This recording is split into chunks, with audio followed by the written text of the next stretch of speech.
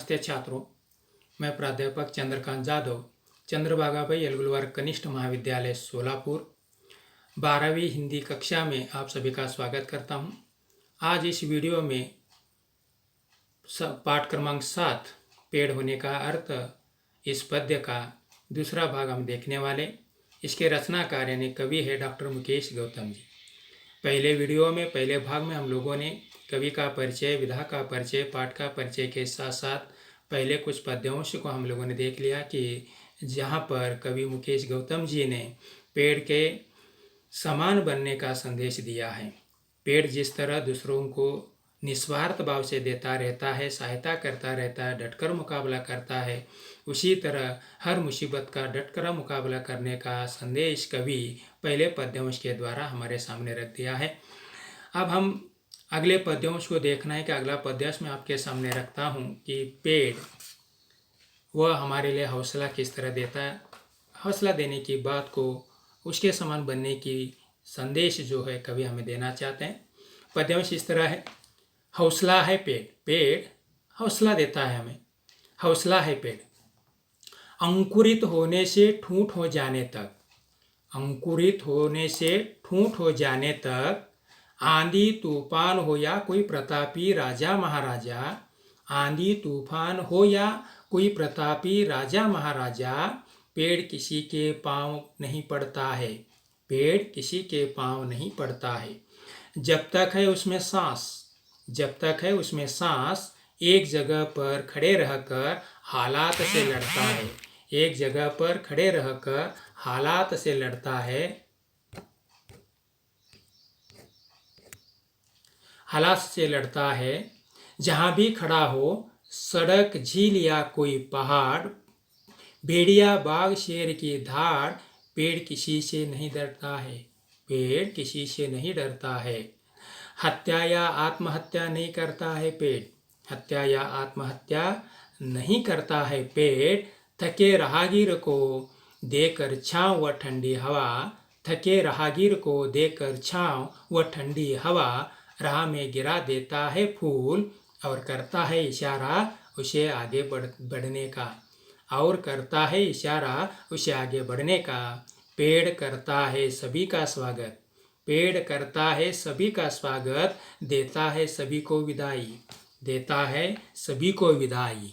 यानी कवि ने पेड़ हौसला इस पद्यांश के द्वारा बताना चाहते हैं। पेड़ अंकुरित होने से ठूंठ, ठूंठ यानी पत्ते शाखा विहीन ऐसा सूखा पेड़ बनने तक, यानी अंकुरित होने से ठूंठ हो जाने तक पेड़ आंधी तूफानों को सहते हुए, बड़े बड़े राजा महाराजा, प्रतापी राजा भी उसके सामने क्यों ना आ जाए, उनके पांव पकड़ता नहीं है, उनके सामने झुकता नहीं है। वह उसमें जब तक सांस है, जब तक पेड़ जीवित है, तब तक वह खड़ा रहता है, एक ही जगह पर खड़े रहकर हर हालात से लड़ता है, हर मुसीबत से वह लड़ता है, सहता है। कि जहाँ पर भी वह खड़ा है उसका जगह निश्चित है, कहीं पर भी वह सड़क पर हो, झील पर हो, पहाड़ पर हो, या कोई बाघ शेर उसके सामने आकर दहाड़े, उसे डराए, तो भी पेड़ डरता नहीं है। इतना नहीं, पेड़ कभी किसी को नुकसान पहुंचाता नहीं है या खुद हत्या करता नहीं, दूसरों को यानी हत्या भी करता नहीं, वह आत्महत्या भी करता नहीं, किसी को कोई हानि पहुंचाता नहीं है पेड़। पेड़ थके हुए राहगीरों को छाँव व ठंडी हवा देता है। थके हुए राहगीर, जब मंजिल की तरफ बढ़ने वाले राहगीर जब थक जाते हैं, उसके पास आ जाते हैं, तो उन्हें ठंडी हवा और छाँव देता है। इतना नहीं है, जब वह थकान को दूर करके आगे बढ़ने की कोशिश करते हैं, तब उनके राह में यह फूल बिछा देता है और उन्हें आगे बढ़ने के लिए प्रेरित करता है। देखिए कवि ने कितने सुंदर शब्दों में हम लोगों को पेड़ हमारे लिए हौसला बढ़ाने वाला है, यह संदेश पेड़ से हमें लेना है। यह विशेषताएं पेड़ के द्वारा हमें समझना है कि पेड़ जब राहगीर थक जाता है तो उसे ठंडी हवा और छाँव देता है, तो जब वह विश्राम लेकर आगे बढ़ने की कोशिश करता है, तो तब यही पेड़ उनके राह में फूल बिछाकर उन्हें आगे बढ़ने के लिए प्रेरित करता है। और इतना नहीं है, हर एक का पेड़ स्वागत करता है। पेड़ के पास आने वाले सभी का स्वागत पेड़ करता है और सभी की विदाई तक पेड़ करता है।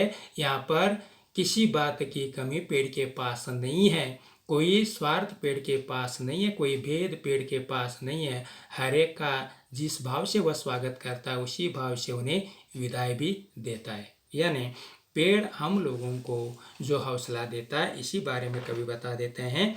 कवि कहते हैं कि पेड़ जहाँ भी खड़ा है, चाहे सड़क पर हो, किसी झील के किनारे हो या किसी पहाड़ के ऊपर हो, उसकी मनोस्थिति एक समान होती है।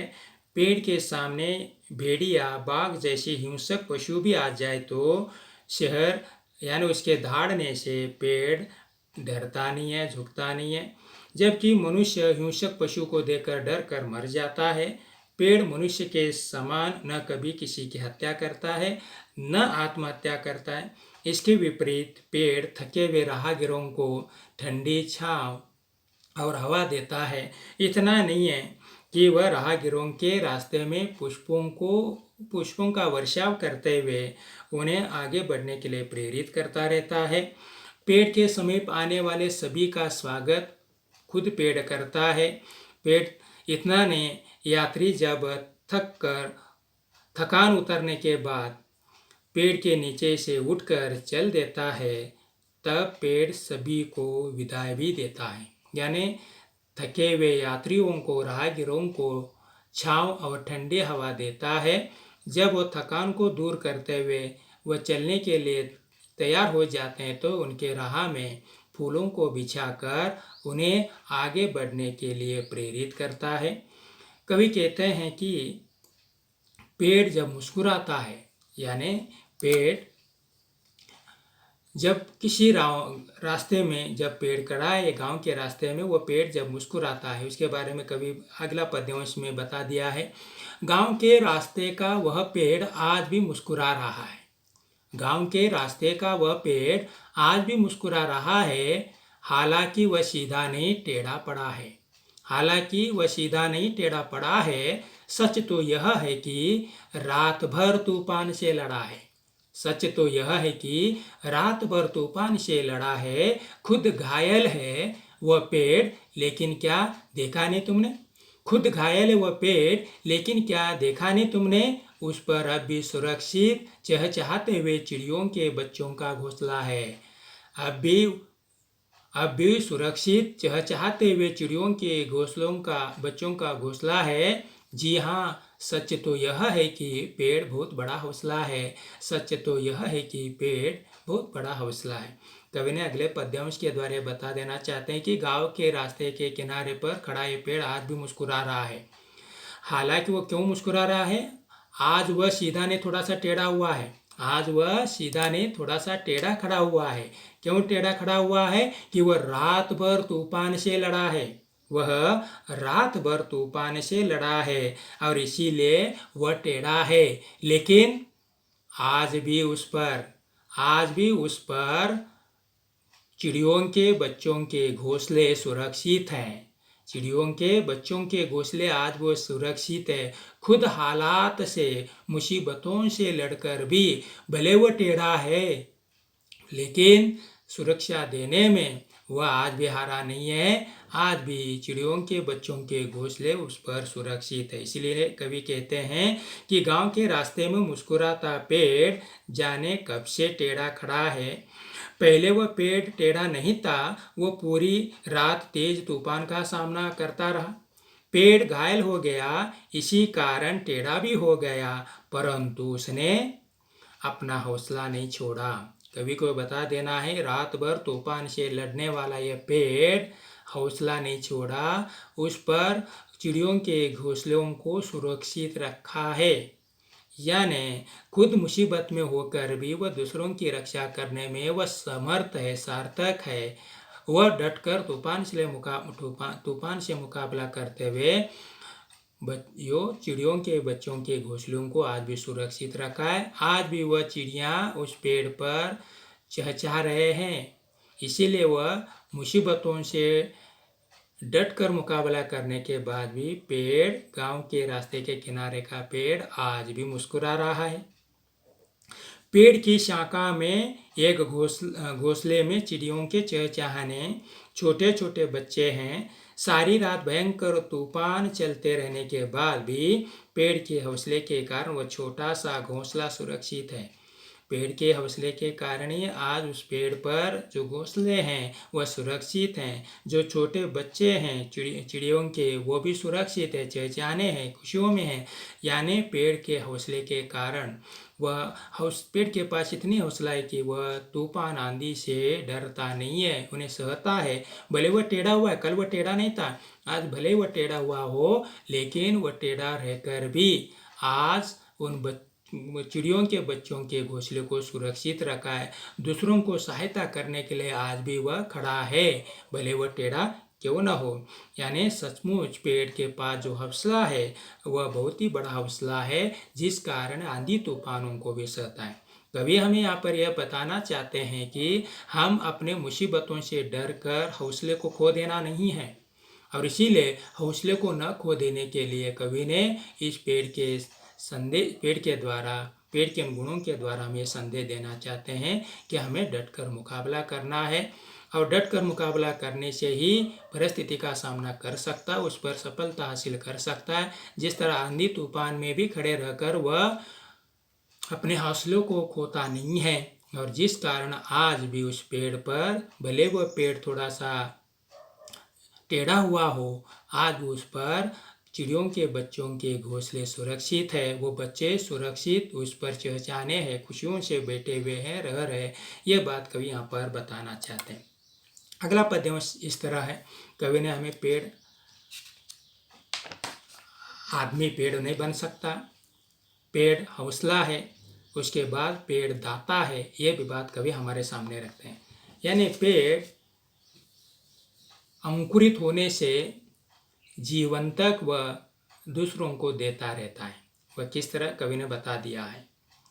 जड़ तन शाखा, जड़ तन शाखा, पत्ती, पुष्प, फल और बीज हमारे लिए तो होते हैं। पेड़ की हर एक चीज हमारे लिए होते हैं। पेड़ की हर एक चीज किसी ने उसे पूजा, किसी ने उस पर कुल्हाड़ी चलाई, पर कोई बताए क्या पेड़ ने एक बूंद भी आंसू गिराई? या कोई बताए क्या पेड़ ने एक बूंद भी आंसू की गिराई? हमारी सांसों के लिए शुद्ध हवा, बीमारी के लिए दवा, शव यात्रा, शगुन या बारात सभी के लिए देता है पुष्पों की सौगात। यानी देखिए, पेड़ दाता है, यानी पेड़ दूसरों को देता है, उसका दानी प्रवृत्ति है। वह अंकुरित होने से लेकर बूढ़ा बनने तक, उसके टूट जाने तक, उसके जड़ हो, तन हो, शाखा हो, पत्ती हो, फूल हो, फल हो, बीज हो, वह हमेशा सभी बातें वह दूसरों को देता रहता है। कोई उसकी पूजा करता है, कोई उस पर कुल्हाड़ी भी चलाता है, तो भी वह रोता नहीं है, झुकता नहीं है। इसीलिए कवि बता देते हैं कि किसी ने उसे पूजा, किसी ने उस पर कुल्हाड़ी चलाई, पर कोई बताए कि क्या पेड़ ने एक बूंद भी आंसू की गिराई? कभी पेड़ कोई आंसू गिराता है? बिल्कुल नहीं है। हमारी सांसों के लिए शुद्ध हवा, हमारी सांसों के लिए शुद्ध हवा इतना ही नहीं है कि बीमारी के लिए दवा, शव यात्रा, शगुन या बारात सभी के लिए देता है पुष्पों की सौगात। आदि काल से आज तक, वह आदि काल से आज तक हमारे लिए शुद्ध हवा देता है, बीमारी के अवस्था में हमें दवा देता है, शव यात्रा, शगुन या बारात सभी के लिए वह फूलों की सौगात यानी भेंट, उपहार हमें देता रहता है। और इस तरह पेड़ दाता है। पेड़ के हर हिस्सा मनुष्य के उपयोग में आता है। वह इस तरह मनुष्य को उपयोग में लाने की बातें पेड़ करता है। इसीलिए हम लोग पेड़ों का ख्याल रखना बहुत ही जरूरी है। यानी पेड़ बहुत बड़ा दाता है।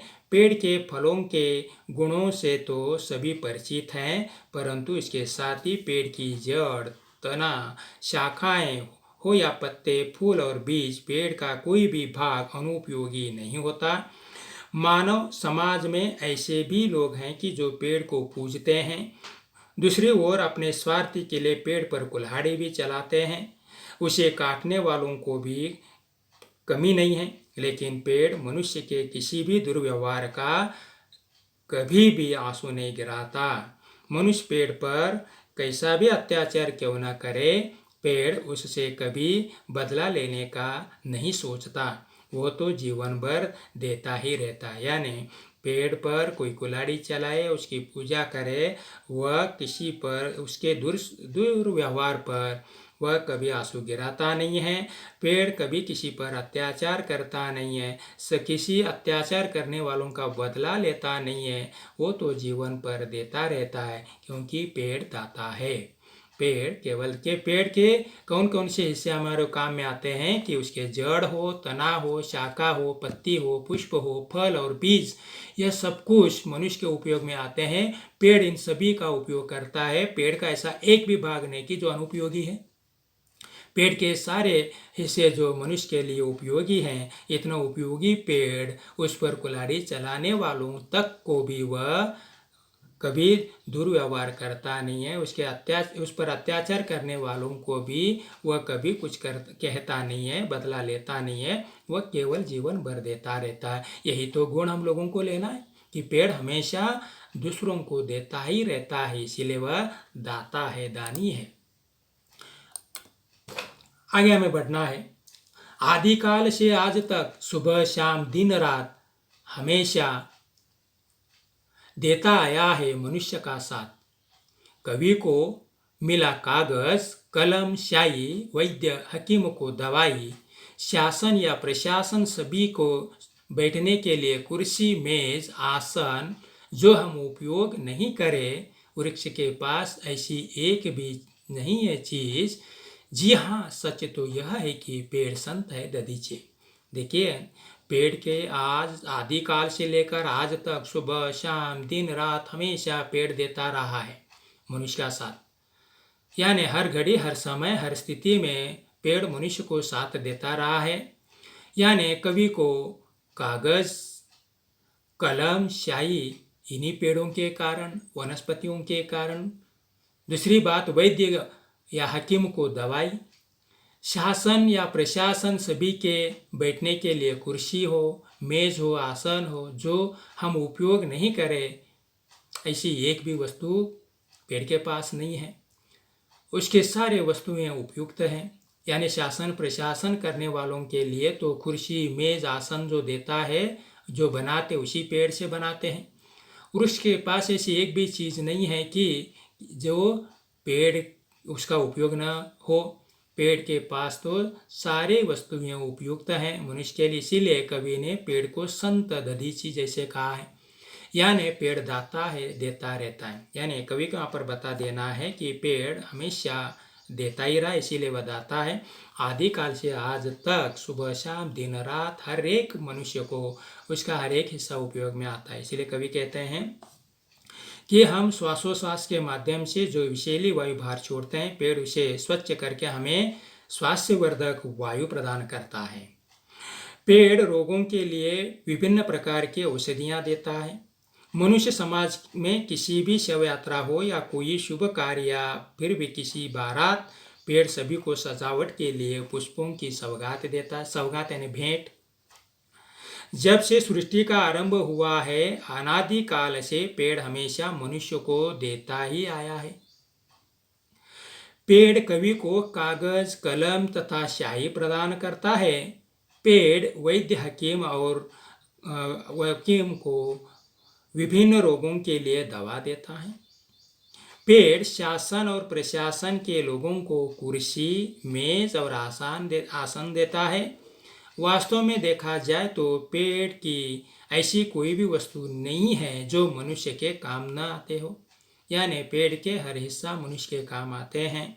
पेड़ संत के समान है, क्योंकि वह देता रहता है, अच्छा ही समझाता रहता है, बताता रहता है, खुद सब कुछ सहता है, लेकिन मनुष्य को जागरूक करता है। यानी इसीलिए उसे संत कहा है।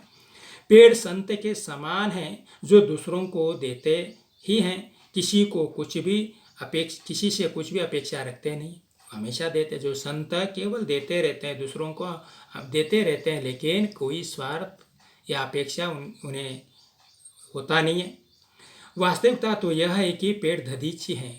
पेड़ को कवि ने दधीची की उपाधि दी है, यानी दधीची देवताओं की रक्षा करने के लिए, जो वज्रास्त्र बनाने के लिए जीते जी अपनी हस्तियों की दान कर दी थी, उसी प्रकार पेड़ बिना किसी स्वार्थ से जीवन भर देता रहता है। दधीची देवताओं को बचाने के लिए जीवित होते समय अपनी हस्तियां देकर उसे अस्त्र बनाया गया था, और यानी जीवित होते समय वह अपने हस्तियों तक देने वाले दधीची ऋषि के समान, संत के समान पेड़ तो जीवन भर आदिकाल से आज तक देता ही रहा है, देता आया है निस्वार्थ भाव से। और इसीलिए कवि ने पेड़ को दाता कहा है कि वह जीवन भर देता रहता है। इसीलिए पेड़ के इस दानी प्रवृत्ति को कवि ने हमारे सामने रखकर हमें प्रेरित किया है कि हमें इस तरह पेड़ के समान दाता बनना है, पेड़ के समान दूसरों को उपयोग में आना है। किस तरह पेड़ निस्वार्थ भाव से हमें देता रहता है, देता आया है, देता रहा है।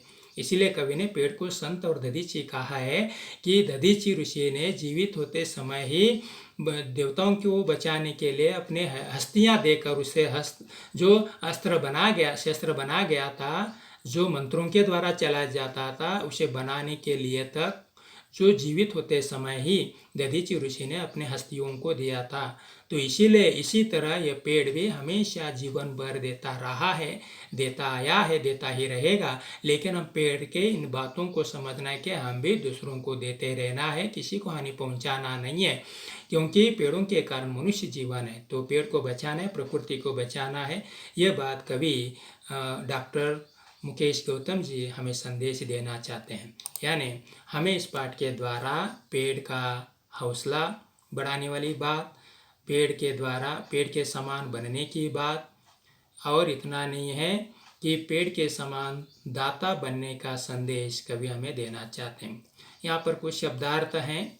ठूंठ यानी फूल पत्ते विहीन सूखा पेड़, यानी पेड़ जब तक अंकुरित होने से लेकर ठूंठ बनता नहीं तब तक वह देता रहता है। सौगात यानी भेंट या उपहार, ये उपहार के तौर पर पेड़ की पत्ते, शाखा, इतना नहीं फल फूल, जो तना, सब कुछ वह उपहार के तौर पर मनुष्य को देता है। शासन प्रशासन वैद्य हकीम सभी के लिए वह हमेशा देता रहता है। दधीची जो एक ऋषि थे जिन्होंने वृत्तासुर का वध करने हेतु अस्त्र बनाने के लिए इंद्र को अपनी हड्डियां दी थी, यानी जीवित होते समय ही दधीची ऋषि ने इंद्र देवता को अपनी हड्डियां अस्त्र बनाने के लिए दी थी, जो अस्त्र मंत्र से चला जाता था।